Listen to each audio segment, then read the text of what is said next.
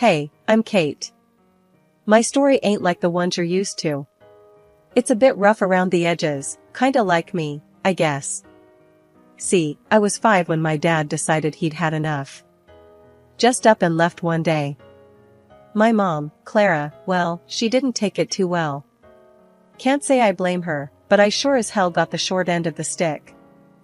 Kate, do your damn chores.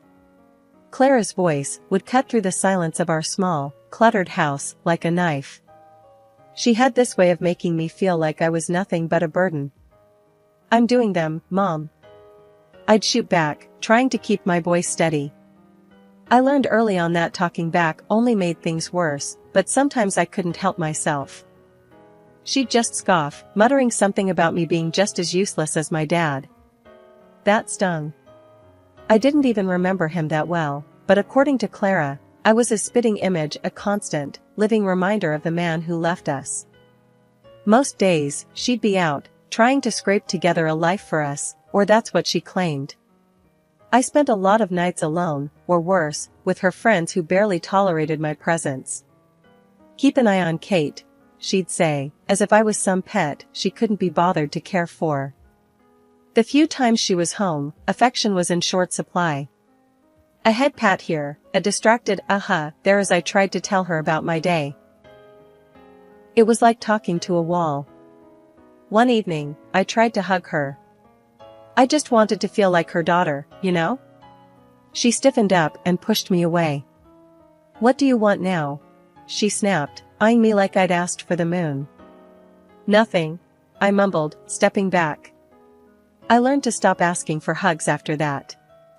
School wasn't much better. I was the quiet kid, the one with the hand-me-down clothes, and the absent mom at every parent-teacher meeting. Why's your mom never here, Kate? The other kids would ask. What was I supposed to say? That she didn't care?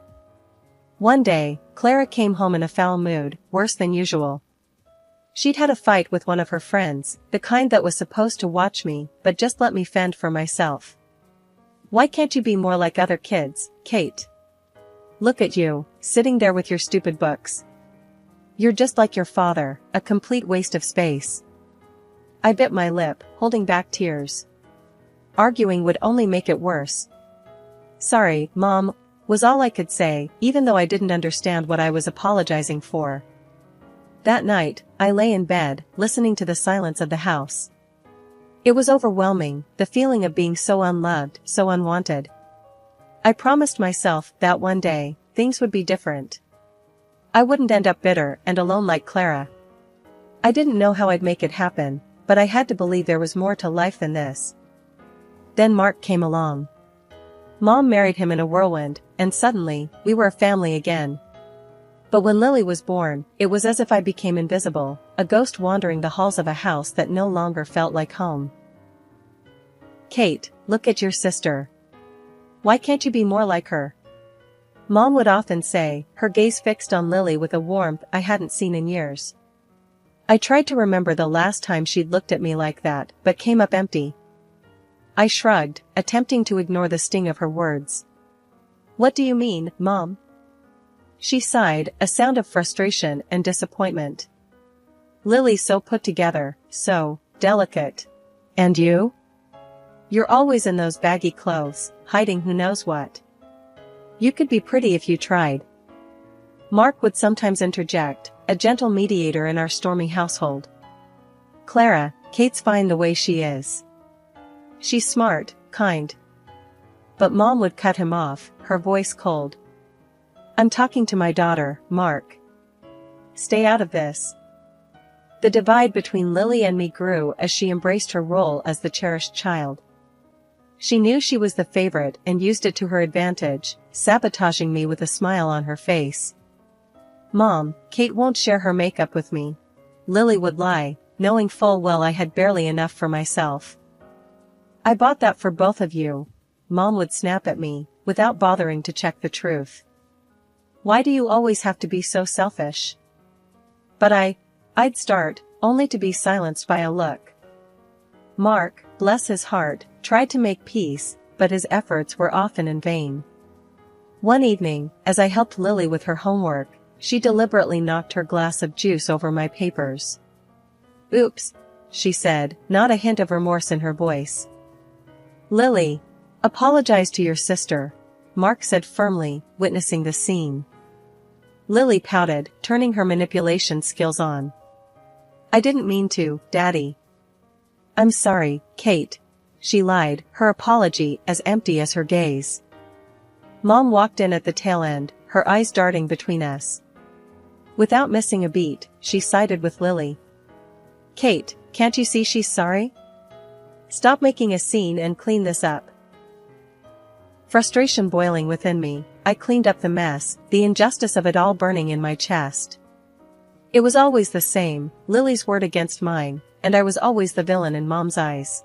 One day, feeling a mix of desperation and longing for a connection, I called Mark Dad in a moment of vulnerability.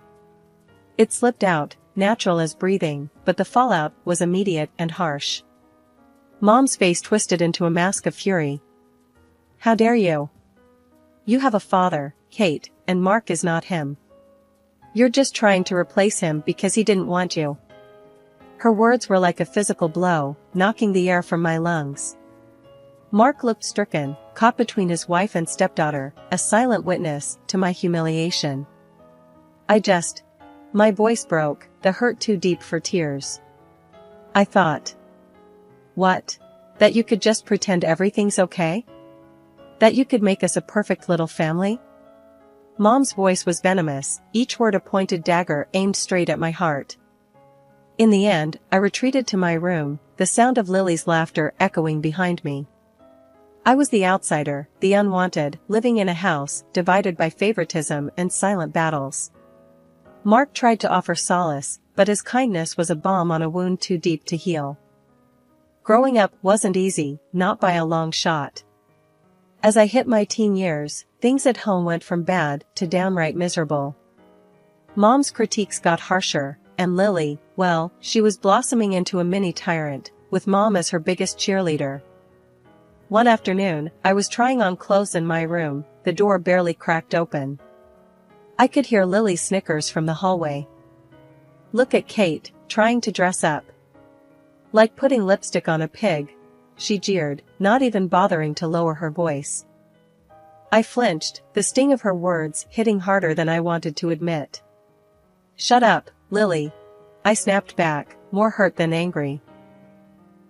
Mom's voice cut through the tension like a hot knife. "Kate, don't talk to your sister like that. And Lily's right, you know. Those clothes do nothing for you." I stood there, a mix of anger and humiliation washing over me. I wanted to scream, to tell them both off, but I knew it would only make things worse. Mark wandered in, oblivious to the brewing storm. "What's all the noise about?" he asked, looking between us. "Lily's just being her usual charming self," I muttered, my voice dripping with sarcasm. Mark sighed, a look of resignation on his face. "Girls, can't we all just get along for once? Tell her to stop picking on me, then," Lily whined, playing the victim like she always did.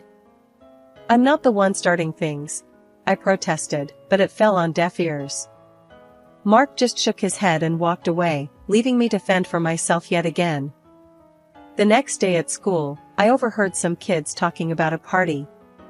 For a fleeting moment, I entertained the idea of going, of being normal, for a change. But then reality crashed back in. I couldn't bring anyone home. Mom would make sure any friend or boy I liked would run for the hills with her comments. One evening, Mom was on one of her tirades about my appearance. "You could be pretty if you actually tried, Kate. Look at Lily, she takes care of herself." I was at my breaking point. "Why do you always compare me to her? I'm not Lily." Mom just rolled her eyes. "Because she sets a good example. You could learn a lot from your sister." The words felt like a slap in the face. It was always Lily, always about how perfect she was, and how I just couldn't measure up. I stormed off, my heart pounding in my chest. Alone in my room, I let the tears come. It was clear I was the odd one out in this family, the constant disappointment. And no matter how hard I tried, it felt like it would never be enough. Finding love should have been exciting, right? For most people, maybe, but for me, it felt like walking through a minefield blindfolded. After everything at home, I was hungry for a bit of tenderness, something real and warm. But every time I thought I found it, boom, everything blew up in my face. I met Jake at work. He was funny, had a killer smile, and didn't seem to mind my awkwardness. We hit it off, and for a minute there, I thought, hey, maybe this could be it. One night, I decided to bring him home, thinking it'd be safe. Big mistake. Kate, who's this? Mom asked, eyeing Jake like he was some bug she found under the sink. This is Jake, Mom. We work together, I said, trying to keep my voice steady. Jake reached out, all polite and smiling. Nice to meet you, ma'am. Mom just nodded, her smile tight. Once we sat down, it started. It was like she had a radar for my vulnerabilities. So, Jake, Kate's not much of a looker, but she's got a good heart, I suppose. Keeps her room clean. That's something, right? Mom's voice was all sweet poison, her words slathered in fake honey. I could feel my cheeks burning, my heart sinking. Jake looked at me, confusion and pity in his eyes. That look, it just about killed me. Actually, I think Kate's great. Really smart and funny, Jake said, trying to defend me, but Mom wasn't having it. Oh, sure. But you know, boys always gotta be careful. Girls like Kate, they get clingy, think every date means wedding bells. Mom went on, each word a dagger. The evening couldn't end fast enough. Jake left, and so did any hope of us. He was cool at work, but distant. Couldn't blame him. Who'd want to dive into that hot mess? It wasn't just Jake. There was Tom, Darren, and a few others. Different faces, same story. Mom would either scare them off with her warnings, or Lily would do her part, spilling some made-up scandal about me. I stopped bringing guys home after that. Started meeting them outside, but the damage was done. My confidence was shot. Every date felt like a ticking time bomb, waiting for the moment they'd find out about my crazy family and bail. One night, after another failed date, I came home to find Mark sitting in the living room, alone. Rough night? He asked, the TV casting shadows on his tired face. Yeah, you could say that, I replied, slumping down beside him. Kate, you're a catch, you know that? Any guy would be lucky to have you, Mark said, sincere as always. I wanted to believe him, really, I did. But belief was a luxury I couldn't afford. Not with Mom and Lily always there, ready to remind me I wasn't enough. Thanks, Mark. Just gotta keep looking, right? I forced a smile, but inside, I was crumbling. Yeah, keep looking. He's out there, Kate. Someone will see you for the amazing person you are, Mark encouraged, his optimism a faint light in the darkness. I nodded, not really convinced, but grateful for Mark's belief in me. Maybe one day, I'd find someone who looked past the mess, saw me, and stayed. Until then, I'd keep searching, hoping for a love that could withstand the chaos of my life. A few years down the road, and here I am, Kate, at 27, carving out a slice of life for myself. I've got a decent job as an economist at this big company, and I've been living in my little slice of independence, a small apartment that's all mine. But the real game changer? Meeting Alex. He's not just some guy, he's the guy. The one I can actually picture the whole "till death do us part" scenario with. One evening, lounging on my thrift store couch, Alex turned to me, his eyes serious, but kind. Kate, I think it's time we introduce each other to our folks. I mean, if we're serious about this, and I know I am, they should know, right? My stomach did a somersault. Meeting his folks? Sure. My family? That's a whole different ballgame. Alex, you know I'm all in with you, but my family, it's complicated. He took my hand, his thumb brushing against mine. Hey, we all have our brand of crazy at home. How bad can it be? I sighed, spilling the beans about the whole ordeal with Mom and Lily, leaving out no gritty detail. Surprisingly, he didn't bolt. Instead, he squeezed my hand tighter. "We'll face them together," he said, and just like that, I felt a bit braver. So, I bit the bullet and called Mark. Out of everyone, he's been a steady rock in the shifting sands of my family drama. "Mark, I've got news. I'm seeing someone, Alex, and we're engaged." There was a pause, and then, "Kate, that's fantastic. When do we get to meet him?" Mark's enthusiasm was like a warm blanket. He didn't skip a beat, jumping straight to when, not if. I let out a breath I didn't know I was holding. "Soon, Mark. I'm a bit on edge about Mom and Lily." "Don't you worry. I'll smooth things over on this end. Just bring that young man over. It's about time there was some good news around here." Hanging up, I turned to Alex, who'd been watching me with a mix of curiosity and concern. "Well, Mark's on board. Looks like we're doing this." He grinned, pulling me into a hug. "See? Step 1, down. We'll handle the rest just fine." But as the day approached, I couldn't shake off the nerves. Meeting Alex's folks went better than I could have hoped. They were warm, welcoming, everything you'd want in potential in-laws. It gave me a sliver of hope, maybe too much. Now, as I paced the length of my living room, I tried to muster that same hope for the upcoming dinner at my family's house. Alex, ever the optimist, assured me it'd be all right, but deep down, I knew the storm that was brewing. It was going to be a showdown, my past against my future. But with Alex by my side, I felt a tad more courageous. Still, I couldn't help but run through every possible scenario, each ending more dramatic than the last. "Kate, it'll be okay," Alex said, catching me mid-pace and pulling me into his arms. "Whatever happens, we're in it together." The air was thick as Alex and I approached my mom's house, both of us bracing for what was coming. Little did we know, the evening had a twist in store. "Kate, Alex, finally." Mom greeted us at the door, her usual frostiness replaced by a warmth that felt out of place. As soon as we were settled and introductions were out of the way, the bomb dropped. "So, Alex, Kate tells me you're quite the big shot, director of your company and all," Mom said, her eyes lighting up in a way I hadn't seen in years. Alex, ever humble, just nodded. "Well, I wouldn't say big shot, but yeah, I've worked my way up." That's all it took. Suddenly, Mom was all smiles and praises, hanging on Alex's every word. The transformation was almost comical if it wasn't so painfully obvious. Dinner was served, and the atmosphere had done a complete 180. Mom was laying it on thick, every other sentence aimed at showcasing how wonderful our family was, especially Lily.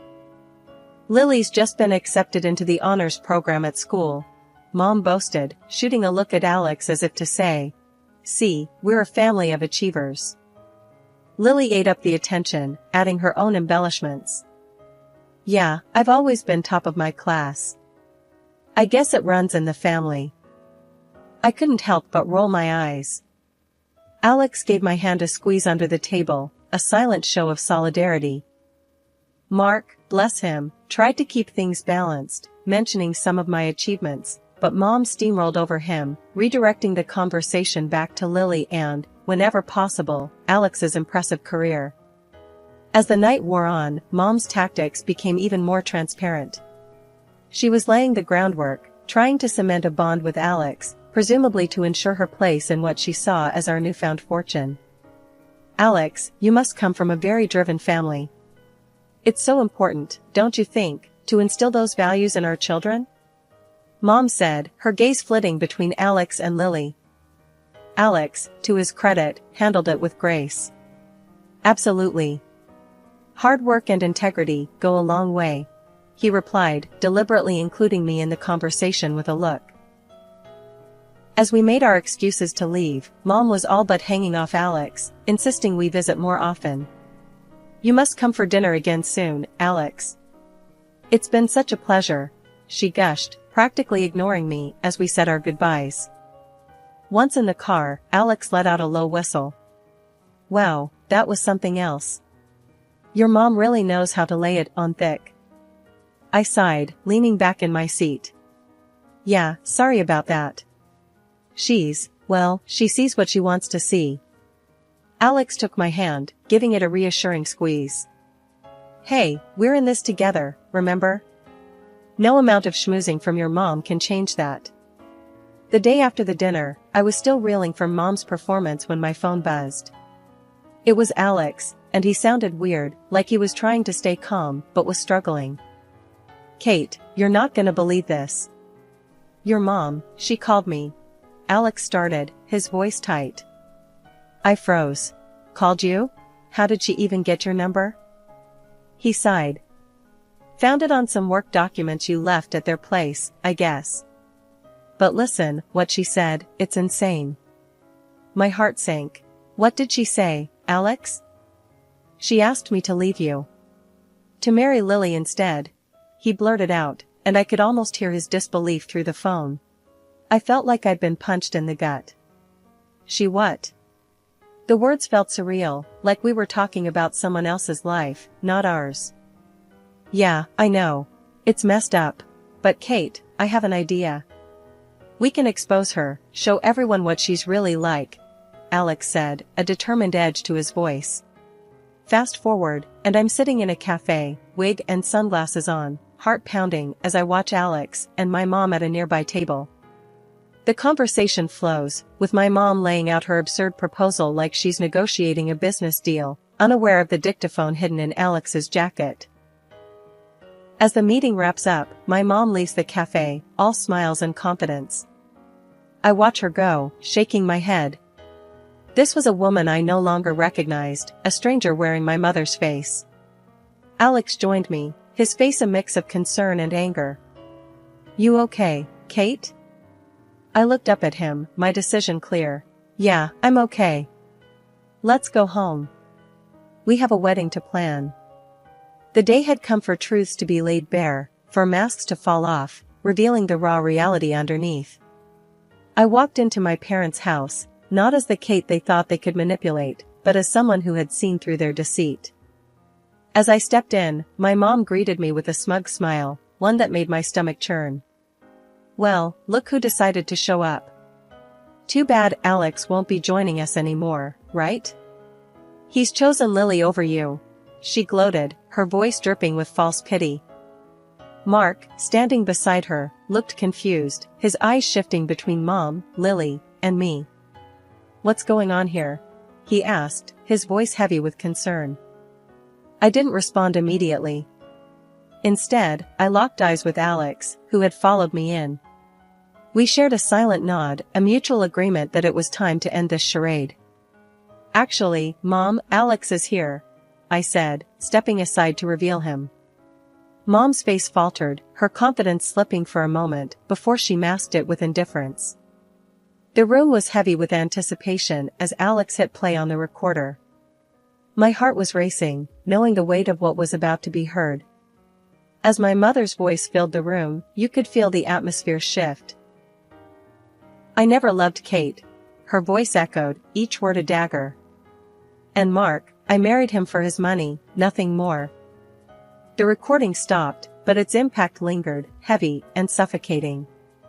The silence that followed was broken only by the sound of my stepfather's voice, strained and full of hurt. I can't believe this, Mark finally spoke, his voice barely above a whisper, but carrying a storm of emotions. His gaze shifted from the recorder to my mother, seeking some denial, some sign of remorse. But there was none. Mark stood up, his decision clear in his hardened gaze. That's it. I'm done. I want a divorce, he declared, his voice stronger now, resolved. You need to leave the house. The fallout was immediate. Accusations flew, tears were shed, and the fabric of our family was irreparably torn. My mother and Lily, united in their scheme, were now facing the consequences of their actions, isolated by their own greed and deceit. As for me, Standing there amidst the chaos, I felt a strange sense of peace. The truth, as painful as it was, had set me free from the web of lies that had ensnared our lives for too long. In the weeks that followed, I focused on rebuilding, on planning a future with Alex, one based on trust and love. We got married in a small, intimate ceremony, surrounded by friends and those who truly cared for us. Mark was there, his presence a symbol of the family ties that still held, despite everything. Mom and Lily? I made the difficult decision to cut ties. It wasn't easy, but it was necessary for my peace of mind, for my happiness. As Alex and I stood together, hand in hand, I realized that this was just the beginning. A new chapter, free from the shadows of the past, ready to face whatever came our way, together.